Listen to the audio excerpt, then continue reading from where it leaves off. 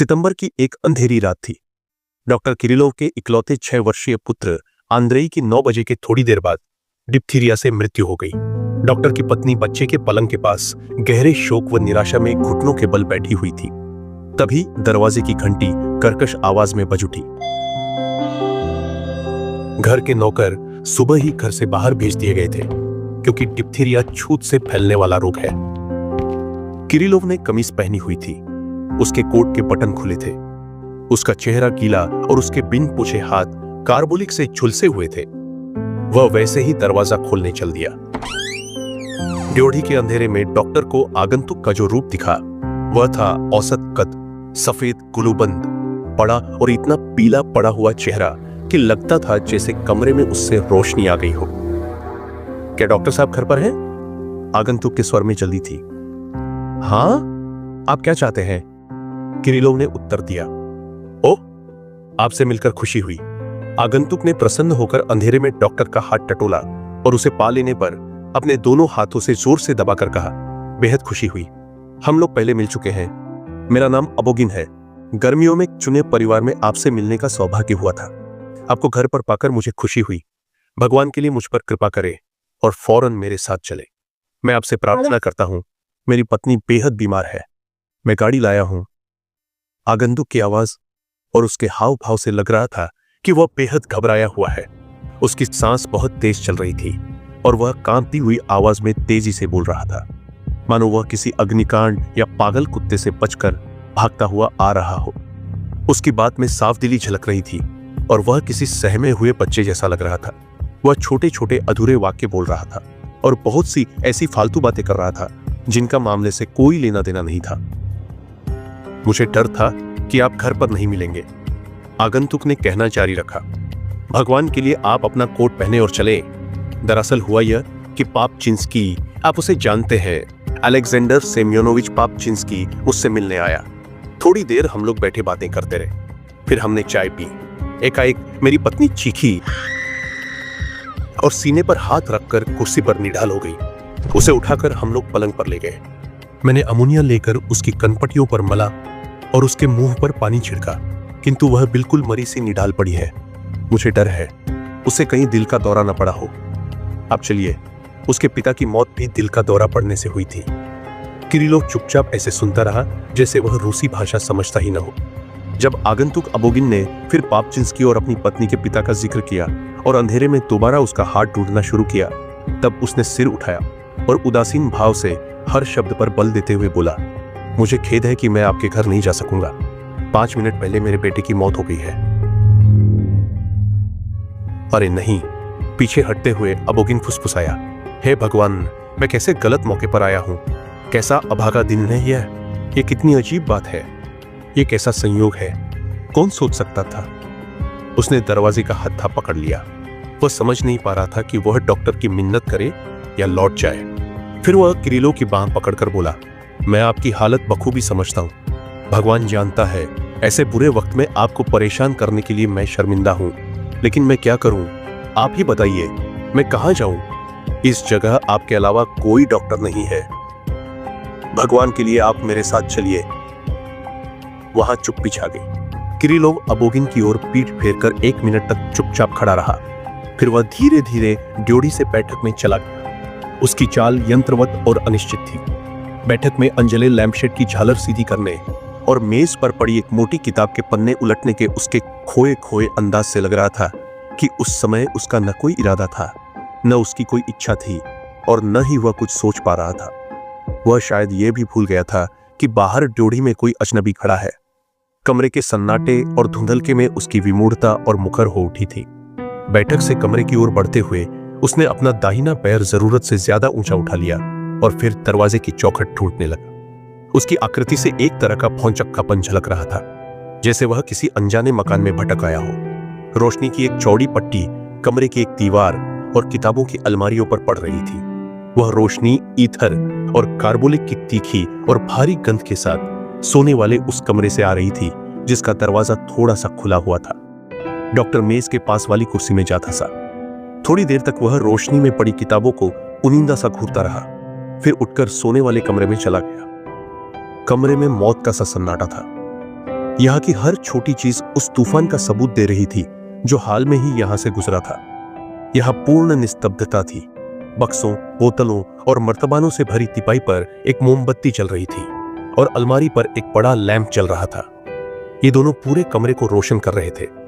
खिड़की के पास पड़े पलंग पर एक बच्चा लेटा था, जिसकी आंखें खुली थीं और चेहरे पर अचरज का भाव था। वह हिल-डुल नहीं रहा था, किंतु उसकी खुली आंखें हर पल काली पड़कर उसके माथे में ही गहरी धंसती जा रही थी। उसकी मां उसकी देह पर हाथ रखे बिस्तर में मुंह छिपाए पलंग के पास झुकी बैठी थी। वह पलंग से पूरी तरह चिपटी हुई थी। डॉक्टर मातम में झुकी बैठी अपनी पत्नी की बगल में आ खड़ा हुआ। पतलून की जेबों में हाथ डालकर और अपना सिर एक ओर झुकाकर वह अपने बेटे की ओर ताकने लगा। उसका चेहरा भावहीन था। केवल उसकी दाढ़ी पर चमक रही बूंदें ही इस बात की गवाही दे रही थीं कि वह अभी रोया है। कमरे की उदास निस्तब्धता में भी एक अजीब सौंदर्य था, जो केवल संगीत द्वारा ही अभिव्यक्त किया जा सकता है। किरिलोव और उनकी पत्नी चुप थे। वे रोए नहीं। इस बच्चे के गुजर जाने के साथ उनका संतान पाने का स्वप्न भी वैसे ही विदा हो चुका था, जैसे अपने समय से उनका यौवन विदा हो गया था। डॉक्टर की उम्र 44 साल थी। उसके बाल अभी से पक गए थे और वह बूढ़ा लगता था। उसकी मुरझाई हुई पत्नी 35 वर्ष की थी। आंद्रेई उनकी एकमात्र संतान थी। अपनी पत्नी के विपरीत डॉक्टर एक ऐसा व्यक्ति था जो मानसिक कष्ट के समय कुछ कर डालने की जरूरत महसूस करता था। कुछ मिनट अपनी पत्नी के पास खड़े रहने के बाद वह सोने वाले कमरे से बाहर आ गया। अपना दाहिना पैर उसी तरह जरूरत से ज्यादा उठाते हुए वह एक छोटे कमरे में गया, जहां एक बड़ा सोफा पड़ा था। वहां से होता हुआ वह रसोई में गया। रसोई और अलाव घर के पास टहलते हुए वह झुककर एक छोटे से दरवाजे में घुसा और ड्योढ़ी में निकल आया। यहां उसका सामना गुलूबन पहने और फीके चेहरे वाले उस व्यक्ति से दोबारा हो गया। आखिर आप आ गए। दरवाजे के हत्थे पर हाथ रखते हुए अबोगिन ने लंबी सांस लेकर कहा, भगवान के लिए चलिए। डॉक्टर चौंक गया। उसने अबोगिन की ओर देखा और उसे याद आ गया। फिर जैसे इस दुनिया में लौटते हुए उसने कहा, अजीब बात है। अपने गुलूबन पर हाथ रखकर मिन्नत भरी आवाज में अबोगिन बोला, डॉक्टर साहब, मैं आपकी हालत अच्छी तरह समझ रहा हूं। मैं पत्थर दिल आदमी नहीं हूं। मुझे आपसे पूरी हमदर्दी है, पर मैं आपसे अपने लिए प्रार्थना नहीं कर रहा हूं। वह मेरी पत्नी मर रही है। यदि आपने उसकी वह हृदय विदारक चीख सुनी होती, उसका वह जर्द चेहरा देखा होता, तो आप मेरे इस अनुनय विनय को समझ सकते। हे ईश्वर, मुझे लगा कि आप कपड़े पहनने गए हैं। डॉक्टर साहब, समय बहुत कीमती है। मैं हाथ जोड़ता हूं, आप मेरे साथ चलिए। किंतु बैठक की ओर बढ़ते हुए डॉक्टर ने एक एक शब्द पर बल देते हुए दोबारा कहा, मैं आपके साथ नहीं जा सकता। अबोगिन उसके पीछे पीछे गया और उसने डॉक्टर की बांह पकड़ ली। मैं समझ रहा हूं कि आप सचमुच बहुत दुखी हैं, लेकिन मैं मामूली दांत दर्द के इलाज या किसी रोग के लक्षण पूछने मात्र के लिए तो आपसे चलने की जिद नहीं कर रहा। वह याचना भरी आवाज में बोला, मैं आपसे एक इंसान का जीवन बचाने के लिए कह रहा हूं। यह जीवन व्यक्तिगत शोक के ऊपर है डॉक्टर साहब। अब आप मेरे साथ चलिए। मानवता के नाम पर मैं आपसे बहादुरी दिखाने और धीरज रखने की प्रार्थना कर रहा हूं। मानवता, यह एक दुधारी तलवार है, किरिलोव ने झुंझलाकर कहा। इसी मानवता के नाम पर मैं आपसे कहता हूं कि आप मुझे मत ले जाइए। यह सचमुच अजीब बात है। यहां मेरे लिए खड़ा होना भी मुश्किल हो रहा है और आप हैं कि मुझे मानवता शब्द से धमका रहे हैं। इस समय मैं कोई भी काम करने के काबिल नहीं हूं।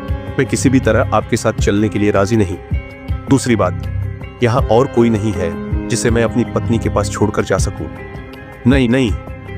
किरिलोव एक कदम पीछे हट गया और हाथ हिलाते हुए इनकार करने लगा। आप मुझे जाने को न कहें। फिर एकाएक वह घबराकर बोला, मुझे क्षमा करें। आचरण संहिता के 13वें खंड के मुताबिक मैं आपके साथ जाने को बाध्य हूं। आपको हक है कि आप मेरे कोट का कॉलर पकड़कर मुझे घसीट कर ले जाएं। अच्छी बात है, आप बेशक यही करें, लेकिन अभी मैं कोई भी काम करने के काबिल नहीं हूं। मैं अभी बोल भी नहीं पा रहा। मुझे क्षमा करें। डॉक्टर साहब, आप ऐसा न कहें। उसकी बाह न छोड़ते हुए अबोगिन ने कहा, मुझे आपके 13वें खंड से क्या लेना देना। आपकी इच्छा के खिलाफ अपने साथ चलने के लिए आपको मजबूर करने का मुझे कोई अधिकार नहीं। अगर आप चलने को राजी हैं तो ठीक, अगर नहीं तो मजबूरी में मैं आपके दिल से विनती करता हूं। एक युवती मर रही है। आप कहते हैं कि आपके बेटे की अभी अभी मौत हुई है। ऐसी स्थिति में तो आपको मेरी तकलीफ औरों से ज्यादा समझनी चाहिए। किरिलोव चुपचाप खड़ा रहा। उधर अबोगिन डॉक्टरी के महान पेशे और उससे जुड़े त्याग और तपस्या आदि के बारे में बोलता रहा। आखिर डॉक्टर ने रुखाई से पूछा, क्या ज्यादा दूर जाना होगा? बस 13-14 मील। मेरे घोड़े बहुत बढ़िया है डॉक्टर साहब, कसम से। वे केवल 1 घंटे में आपको वापस पहुंचा देंगे, बस घंटे भर में। डॉक्टर पर डॉक्टरी के पेशे और मानवता के संबंध में कही गई बातों से ज्यादा असर इन आखिरी शब्दों का पड़ा। एक पल सोचने के बाद उसने उसास भरकर कहा, ठीक है, चलो चलें। फिर वह तेजी से कमरे में घुसा। अब उसकी चाल स्थिर थी। पल भर बाद वह अपना डॉक्टरी पेशे वाला कोट पहनकर वापस लौट आया। अबोगिन छोटे छोटे डग भरता हुआ उसके साथ चलने लगा और कोट ठीक से पहनने में उसकी मदद करने लगा। फिर दोनों साथ साथ घर से बाहर निकल गए। बाहर अंधेरा था, लेकिन उतना गहरा नहीं जितना ड्योढ़ी में था। आप यकीन मानिए, आपकी उदारता की कदर करना मैं जानता हूं। गाड़ी में डॉक्टर को बैठाते हुए वह बोला, लुका भाई, तुम जितनी तेजी से हाँक सकते हो हाँको, भगवान के लिए जल्दी करो। कोचवान ने घोड़े सरपट दौड़ा दिए। पूरे रास्ते किरिलोव और अबोगिन चुप रहे। अबोगिन केवल एक बार गहरी सांस लेकर बुदबुदाया, कैसी विकट और दारुण परिस्थिति है। जो अपने करीबी है उन पर इतना प्रेम कभी नहीं उमड़ता जितना तब जब उन्हें खो देने का डर पैदा हो जाता है। जब नदी पार करने के लिए गाड़ी धीमी हुई, किरिलोव एकाएक चौंक पड़ा। लगा जैसे पानी के छप छप की आवाज सुनकर वह दूर कहीं से वापस आ गया हो। वह अपनी जगह हिलने डुलने लगा। फिर वह उदास स्वर में बोला, देखो, मुझे जाने दो, मैं बाद में आ जाऊंगा। मैं केवल अपने सहायक को अपनी पत्नी के पास भेजना चाहता हूं। वह इस समय बिल्कुल अकेली रह गई है। दूसरी ओर गाड़ी जैसे जैसे अपने मुकाम पर पहुंच रही थी, अबोगिन और अधिक धैर्यहीन होता जा रहा था। कभी वह उठ जाता, कभी बैठता, कभी चौंक कर उछल पड़ता, तो कभी कोचवान के कंधे के ऊपर से आगे ताकता। अंत में गाड़ी जब धारीदार किरमिच के पर्दे से सजे ओसारे में जाकर रुकी, उसने जल्दी और जोर से सांस लेते हुए दूसरी मंजिल की खिड़कियों की ओर देखा, जिनसे रोशनी आ रही थी। यदि कुछ हो गया तो मैं सह नहीं पाऊंगा, अबोगिन ने डॉक्टर के साथ ड्योढ़ी की ओर बढ़ते हुए घबराहट में हाथ मलते हुए कहा। लेकिन परेशानी वाली कोई आवाज नहीं आ रही, इसलिए अब तक सब ठीक ही होगा। सन्नाटे में कुछ सुन पाने के लिए कान लगाए हुए वह बोला। ड्योढ़ी में भी बोलने की कोई आवाज सुनाई नहीं पड़ रही थी और समूचा घर तेज रोशनी के बावजूद सोया हुआ सा लग रहा था। सीढ़ियां चढ़ते हुए उसने कहा, न तो कोई आवाज आ रही है, न ही कोई दिखाई पड़ रहा है, कहीं कोई हलचल भी नहीं है। भगवान करे। वे दोनों ड्योढ़ी से होते हुए हॉल में पहुंचे, जहां एक काला पियानो रखा हुआ था और छत से फानूस लटक रहा था। यहां से अबोगिन डॉक्टर को एक छोटे दीवान खाने में ले गया, जो आरामदेह और आकर्षक ढंग से सजा हुआ था, जिसमें गुलाबी कांति सी झिलमिला रही थी। डॉक्टर साहब, आप यहां बैठें और इंतजार करें, अबोगिन ने कहा। मैं अभी आता हूं, जरा जाकर देख लूं और बता दूं कि आप आ गए हैं। चारों ओर शांति थी। दूर किसी कमरे की बैठक में किसी ने आह भरी, किसी अलमारी का शीशे का दरवाजा झंझनाया और फिर सन्नाटा छा गया। लगभग 5 मिनट के बाद किरिलोव ने हाथों की ओर निहारना छोड़कर उस द्वार की ओर देखा जिससे अबोगिन भीतर गया था। अबोगिन दरवाजे के पास खड़ा था, पर वह अबोगिन नहीं लग रहा था जो कमरे के भीतर गया था। उसके चेहरे पर स्याह परछाइयां तैर रही थी। अब उसकी छवि पे पहले जैसी साफ नहीं लग रही थी। उसके चेहरे पर विरक्ति के भाव सा कुछ आ गया था, पता नहीं वह डर था या शारीरिक कष्ट। उसकी नाक, मूंछें और उसका सारा चेहरा फड़क रहा था, जैसे ये सारी चीजें उसके चेहरे से फूटकर अलग निकल पड़ना चाहती हो। उसकी आंखों में पीड़ा भरी हुई थी और वह मानसिक रूप से उद्वेलित लग रहा था। लंबे और भारी डग भरता हुआ वह दीवान खाने के बीच आ खड़ा हुआ। फिर वह आगे बढ़कर मुट्ठियां बांधते हुए कराहने लगा, वह मुझे दगा दे गई डॉक्टर। फिर दगा पर बल देते हुए वह चीखा, मुझे छोड़ गई, वह दगा दे गई। यह सब झूठ क्यों? हे ईश्वर, यह घटिया फरेब भरी चालबाजी क्यों? यह शैतानियत भरा धोखे का जाल क्यों? मैंने उसका क्या बिगाड़ा था? आखिर वह मुझे क्यों छोड़ गई? डॉक्टर के उदासीन चेहरे पर जिज्ञासा की झलक उभर आई। वह उठ खड़ा हुआ और उसने अबोगिन से पूछा, पर मरीज कहां है? मरीज हंसता रोता और मुट्ठियां हिलाता हुआ अबोगिन चिल्लाया, वह मरीज नहीं, पापिन है। इतना कमीनापन, इतना ओछापन, शैतान भी ऐसी घिनौनी हरकत नहीं करता। उसने मुझे यहां से भेज दिया। क्यों? ताकि वह उस दलाल, उस भांड के साथ भाग जाए। हे ईश्वर, इससे तो अच्छा था वह मर जाती। यह बेवफाई मैं नहीं सह सकूंगा, बिल्कुल नहीं। यह सुनते ही डॉक्टर तनकर खड़ा हो गया। उसने आंसुओं से भरी अपनी आंखें झपकाई। उसकी नुकीली दाढ़ी भी जबड़ों के साथ साथ दाएं बाएं हिल रही थी। वह भौचक्का होकर बोला, क्षमा करें, इसका क्या मतलब है? मेरा बच्चा कुछ देर पहले मर गया है। मेरी पत्नी मातम में है और शोक से मरी जा रही है। इस समय वह घर में अकेली है। मैं खुद भी बड़ी मुश्किल से खड़ा हो पा रहा हूँ। 3 रातों से मैं सोया नहीं हूँ और मुझे क्या ऐसी भद्दी नौटंकी में शामिल होने के लिए यहाँ बुलाया गया हूँ? मेरी तो कुछ समझ में नहीं आ रहा। अबोगिन ने एक मुट्ठी खोली और एक मुड़ा तुड़ा सा पुर्जा फर्श पर डालकर उसे कुचल दिया, मानो वह कोई कीड़ा हो जिसे वह नष्ट कर डालना चाहता था। अपने चेहरे के सामने मुट्ठी हिलाते हुए दांत भींचकर वह बोला, और मैंने कुछ समझा ही नहीं, कुछ ध्यान ही नहीं दिया। वह रोज मेरे यहाँ आता था, इस बात पर गौर नहीं किया। यह भी नहीं सोचा कि आज वह मेरे घर बग्घी में आया था। बग्घी में क्यों? मैं अंधा और मूर्ख था जिसने इसके बारे में सोचा ही नहीं। अंधा और मूर्ख। उसके चेहरे से लग रहा था जैसे किसी ने उसके पैरों को कुचल दिया हो। डॉक्टर फिर बड़बड़ाया, मेरी समझ में नहीं आता कि इस सब का मतलब क्या है। ये तो किसी इंसान की बेइज्जती करना हुआ, इंसान के दुख और वेदना का उपहास करना हुआ। ये बिल्कुल नामुमकिन बात है। ये भद्दा मजाक है। मैंने अपनी जिंदगी में ऐसी बात कभी नहीं सुनी। उस व्यक्ति की तरह जो अब समझ गया है कि उसका घोर अपमान किया गया है। डॉक्टर ने अपने कंधे उचकाए और बेबसी में हाथ फैला दिए। बोलने या कुछ भी कर सकने में असमर्थ वह फिर आराम कुर्सी में धंस गया। तो तुम अब मुझसे प्रेम नहीं करती, किसी दूसरे से प्यार करती हो। ठीक है, पर यह धोखा क्यों? ये ओछी दगाबाजी क्यों? अबोगिन रोवा से स्वर में बोला, इससे किसका भला होगा? मैंने तुम्हारा क्या बिगाड़ा था? तुमने ये घटिया हरकत क्यों की? डॉक्टर, वह आवेग में चिल्लाता हुआ किरिलोव के पास पहुंच गया। आप अनजाने में मेरे दुर्भाग्य के गवाह बन गए हैं और मैं आपसे सच्ची बात नहीं छिपाऊंगा। मैं कसम खाकर कहता हूं कि मैं उस औरत से मोहब्बत करता था। मैं उसका गुलाम था, मैं उसकी पूजा करता था। मैंने उसके लिए हर चीज कुर्बान कर दी।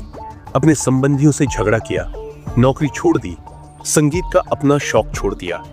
उन बातों के लिए उसे माफ कर दिया जिनके लिए मैं अपनी बहन या माँ को कभी माफ नहीं करता। मैंने उसे कभी कड़ी निगाह से नहीं देखा। मैंने उसे कभी बुरा मानने का जरा सा भी मौका नहीं दिया। यह सब झूठ और फरेब है। क्यों? अगर तुम मुझे प्यार नहीं करती थी तो वह साफ साफ कह क्यों नहीं दिया? इन सब मामलों में तुम मेरी राय जानती थी। कांपते हुए, आंखों में आंसू भरे अबोगिन ने अपना दिल डॉक्टर के सामने खोल कर रख दिया। वह भावोद्रेक में बोल रहा था। सीने से हाथ लगाए हुए बिना किसी झिझक के वह गोपनीय घरेलू बातें बता रहा था। असल में एक तरह से आश्वस्त सा होता हुआ कि आखिरकार ये गोपनीय बातें अब खुल गई। यदि इसी तरह वह घंटे भर और बोल लेता, अपने दिल की बात कह लेता, गुबार निकाल लेता तो यकीनन वह स्वस्थ महसूस करने लगता। कौन जाने, यदि डॉक्टर दोस्ताना हमदर्दी से उसकी बात सुन लेता, शायद जैसा कि अक्सर होता है, वह ना नुकुर किए बिना और अनावश्यक गलतियां किए ये बिना ही अपनी किस्मत से संतुष्ट हो जाता। लेकिन हुआ कुछ और ही। उधर अबोगिन बोलता जा रहा था, इधर अपमानित डॉक्टर के चेहरे पर एक बदलाव सा होता दिखाई दे रहा था। उसके चेहरे पर जो स्तब्धता और उदासीनता का भाव था वह मिट गया और उसकी जगह क्रोध और अपमान ने ले ली। उसका चेहरा और भी हठपूर्ण और कठोर हो गया। ऐसी हालत में अबोगिन ने उसे धार्मिक पादरियों जैसे भावशून्य और रूखे चेहरे वाली एक सुंदर नवयुवती की फोटो दिखाते हुए पूछा कि क्या कोई यकीन कर सकता है कि ऐसे चेहरे वाली स्त्री झूठ बोल सकती है, छल कर सकती है? डॉक्टर अबोगिन के पास से पीछे हट गया और भौंचक्का होकर उसे देखने लगा। आप मुझे यहां लाए ही क्यों? डॉक्टर बोला। उसकी दाढ़ी हिल रही थी। आपने शादी की क्योंकि आपके पास इससे अच्छा और कोई काम नहीं था और इसलिए आप अपना यह घटिया नाटक मनमाने ढंग से खेलते रहे। पर मुझे इससे क्या लेना देना? मेरा आपके इस प्यार मोहब्बत से क्या सरोकार? मुझे तो चैन से जीने दीजिए। आप अपनी मुक्केबाजी कीजिए, अपने मानवतावादी विचार बघारिए, वायलिन बजाइए, मुर्गे की तरह मोटे होते जाइए, पर किसी को जलील मत कीजिए। यदि आप उनका सम्मान नहीं कर सकते तो कृपा करके उनसे अलग ही रहिए। अबोगिन का चेहरा लाल हो गया। उसने पूछा, इसका मतलब क्या है? इसका मतलब यह है कि लोगों के साथ यह कमीना और कुत्सित खिलवाड़ है। मैं डॉक्टर हूं। आप डॉक्टरों को, बल्कि हर ऐसा काम करने वाले को जिसमें से इत्र और वेश्यावृत्ति की गंध नहीं आती, नौकर और अर्दली किस्म का आदमी समझते हैं। आप जरूर समझिए, लेकिन दुखी व्यक्ति की भावनाओं से खिलवाड़ करने का, उसे नाटक की सामग्री समझने का आपको कोई हक नहीं। अबोगिन का चेहरा गुस्से से भड़क रहा था। उसने ललकार कर पूछा, मुझसे ऐसी बात करने की आपकी हिम्मत कैसे हुई? मेज पर घूंसा मारते हुए डॉक्टर चिल्लाया, मेरा दुहक जानते हुए भी अपनी अनाप शनाप बातें सुनाने के लिए मुझे यहां लाने की हिम्मत आपको कैसे हुई? दूसरे के दुहक का मखौल करने का हक आपको किसने दिया? अबोगिन चिल्लाया, आप जरूर पागल हैं, कितने बेरहम हैं आप। मैं खुद कितना दुखी हूं और घृणा से मुस्कुराकर डॉक्टर ने कहा, दुखी? आप इस शब्द का इस्तेमाल मत कीजिए, इसका आपसे कोई वास्ता नहीं। जो आवारा निकम्मे कर्ज नहीं ले पाते वे भी अपने को दुखी कहते हैं। मोटापे से परेशान मुर्गा भी दुखी होता है, घटिया आदमी। गुस्से से पिनपिनाते हुए अबोगिन ने कहा, जनाब आप अपनी औकात भूल रहे हैं, ऐसी बातों का जवाब लातों से दिया जाता है। अबोगिन ने जल्दी से अंदर की जेब टटोलकर उसमें से नोटों की एक गड्डी निकाली और उसमें से 2 नोट निकालकर मेज पर पटक दी। नथुने फड़काते हुए उसने हिकारत से कहा, क्या रही आपकी फीस, आपके दाम अदा हो गए। नोटों को जमीन पर फेंकते हुए डॉक्टर चिल्लाया, रुपए देने की गुस्ताखी मत कीजिए, यह अपमान इससे नहीं धुल सकता। अबोगिन और डॉक्टर एक दूसरे को अपमानजनक और भद्दी भद्दी बातें कहने लगे। उन दोनों ने जीवन भर शायद सन्निपात में भी कभी इतनी अनुचित, बेरहम और बेहुदी बातें नहीं कही थी। दोनों में जैसे वेदनाजन्य अहम जाग गया था। जो दुखी होते हैं उनका अहम बहुत बढ़ जाता है, वे क्रोधी, नृशंस और अन्यायी हो जाते हैं। वे एक दूसरे को समझने में मूर्खों से भी ज्यादा असमर्थ होते हैं। दुर्भाग्य लोगों को मिलाने की जगह अलग करता है। प्रायः यह समझा जाता है कि एक ही तरह का दुहक पड़ने पर लोग एक दूसरे के नजदीक आ जाते होंगे, लेकिन हकीकत यह है कि ऐसे लोग अपेक्षाकृत संतुष्ट लोगों से बहुत ज्यादा नृशंस और अन्यायी साबित होते हैं। डॉक्टर चिल्लाया, मेहरबानी करके मुझे मेरे घर पहुंचा दीजिए। गुस्से से उसका दम फूल रहा था। अबोगिन ने जोर से घंटी बजाई। जब उसकी पुकार पर भी कोई नहीं आया तो गुस्से में उसने घंटी फर्श पर फेंक दी। कालीन पर एक हल्की खोखली आह सी भरती हुई घंटी खामोश हो गई। तब एक नौकर आया। घूंसा तने अबोगिन जोर से चीखा, कहां मर गया था तू? बेड़ा गर्क हो तेरा, तू अभी था कहां? जा इस आदमी के लिए गाड़ी लाने को कह और मेरे लिए बग्घी निकलवा। जैसे ही नौकर जाने के लिए मुड़ा, अबोगिन फिर चिल्लाया, ठहर, कल से इस घर में एक भी गद्दार दगाबाज नहीं रहेगा। सब निकल जाए, दफा हो जाए यहां से। मैं नए नौकर रख लूंगा, बेईमान कहीं के। गाड़ियों के लिए प्रतीक्षा करते समय डॉक्टर और अबोगिन खामोश रहे। नाजुक सुरुचि का भाव अबोगिन के चेहरे पर फिर लौट आया था। बड़े सभ्य तरीके से वह अपना सिर हिलाता हुआ, कुछ योजना सी बनाता हुआ कमरे में टहलता रहा। उसका गुस्सा अभी शांत नहीं हुआ था, पर वह ऐसा जाहिर करने का प्रयास कर रहा था जैसे कमरे में शत्रु की मौजूदगी की ओर उसका ध्यान भी न गया हो। उधर डॉक्टर एक हाथ से मेज पकड़े हुए स्थिर खड़ा अबोगिन की ओर हिकारत से देख रहा था, गोया वह उसका शत्रु हो। कुछ देर बाद जब डॉक्टर गाड़ी में बैठा अपने घर जा रहा था, उसकी आंखों में तब भी वही घृणा भाव कायम था। घंटे भर पहले जितना अंधेरा था, अब वह ज्यादा बढ़ गया था। दूज का लाल चांद पहाड़ी के पीछे छिप गया था और उसकी रखवाली करने वाले बादल सितारों के आसपास काले धब्बों की तरह पड़े थे। पीछे से सड़क पर पहियों की आवाज सुनाई दी और बग्घी की लाल रंग की लालटेनों की चमक डॉक्टर की गाड़ी के आगे आ गई। वह अबोगिन था जो प्रतिवाद करने, झगड़ा करने पर उतारू था। पूरे रास्ते डॉक्टर अपनी शोकाकुल पत्नी या अपने मृत पुत्र अंद्रेई के बारे में नहीं, बल्कि अबोगिन और उस घर में रहने वालों के बारे में सोचता रहा जिसे वह अभी छोड़कर आया था। उसके विचार नृशंस और अन्यायपूर्ण थे। उसने मन ही मन अबोगिन, उसकी बीवी पापचिंस्की और सुगंधित गुलाबी उषा में रहने वाले सभी लोगों पर क्षोभ प्रकट किया और रास्ते भर बराबर इन लोगों के लिए नफरत और हिकारत की बातें सोचता रहा। यहां तक कि उसके दिल में दर्द होने लगा और ऐसे लोगों के प्रति ऐसा ही दृष्टिकोण उसके जहन में स्थिर हो गया। वक्त गुजरेगा और किरिलोव का दुख भी गुजर जाएगा, किंतु यह अन्यायपूर्ण दृष्टिकोण डॉक्टर के साथ हमेशा रहेगा, जीवन भर, उसकी मृत्यु के दिन तक। अनुवाद सुशांत सुप्रिया।